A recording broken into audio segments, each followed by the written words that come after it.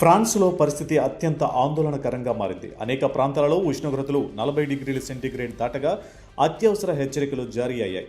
స్పెయిన్లో కూడా అనేక ప్రాంతాలలో 40 డిగ్రీల సెంటీగ్రేడ్కు పైగా నమోదవుతుంది. పోర్చుగల్లోనూ ప్రమాదకర వేడి కొనసాగుతుంది. ఇటలీలో 22 ప్రధాన నగరాలకు రెడ్ అలర్ట్ ప్రకటించారు. రోమ్, మిలాన్, ఫ్లోరెన్స్, బొలోనియా వంటి నగరాలలో ప్రజలు అత్యవసర జాగ్రత్తలు పాటించాలని ప్రభుత్వం సూచించింది. యూరోప్లో తీవ్రమైన హీట్ వేవ్తో ప్రజలు ఉక్కిరిబిక్కిరి అవుతున్నారు.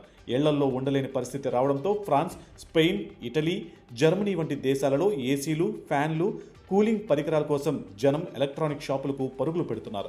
కొన్ని ప్రాంతాలలో డిమాండ్ ఒక్కసారిగా పెరగడంతో స్టాక్ కొరత కూడా కనిపిస్తుంది. జర్మనీ, పోలాండ్ వైపు కూడా ఈ హీట్ డోమ్ విస్తరిస్తుంది. వాతావరణ శాస్త్రవేత్తల ప్రకారం కొన్ని ప్రాంతాలలో చారిత్రక ఉష్ణోగ్రతలు నమోదయ్యే అవకాశం ఉంది. క్రొయేషియా తీర ప్రాంతాలలో రెడ్ వార్నింగ్ అమలులో ఉంది. సెర్బియాలో దాదాపు 39 డిగ్రీల సెంటీగ్రేడ్ వరకు ఉష్ణోగ్రతలు నమోదయ్యాయి. ఆల్బేనియా, బాల్కాన్ ప్రాంతాలలో అటవీ మంటలు చెలరేగుతున్నాయి. సైప్రస్, గ్రీస్ ప్రాంతాలలో కూడా వేడి తీవ్రత పెరిగింది. అగ్నిమాపక సిబ్బంది నిరంతరం మంటలను అదుపు చేసే ప్రయత్నాలలో ఉన్నారు. ఈ హీట్ వేవ్ కారణంగా రోడ్లు కరిగిపోవడం, రైల్వే ట్రాకులు వంగిపోవడం, విద్యుత్ వినియోగం భారీగా పెరగడం వంటి సమస్యలు ఎదురవుతున్నాయి.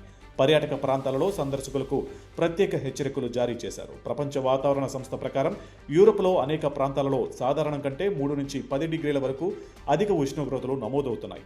వాతావరణ మార్పుల ప్రభావమే ఈ తీవ్ర హీట్ వేవ్కు ప్రధాన కారణమని శాస్త్రవేత్తలు చెబుతున్నారు. ఫ్రాన్స్, జర్మనీ, ఇటలీ, స్పెయిన్ వంటి దేశాలలో ఇలాంటి తీవ్రమైన వేడి గత దశాబ్దాలతో పోలిస్తే మరింత తరచుగా, మరింత తీవ్రంగా వస్తుందని హెచ్చరిస్తున్నారు.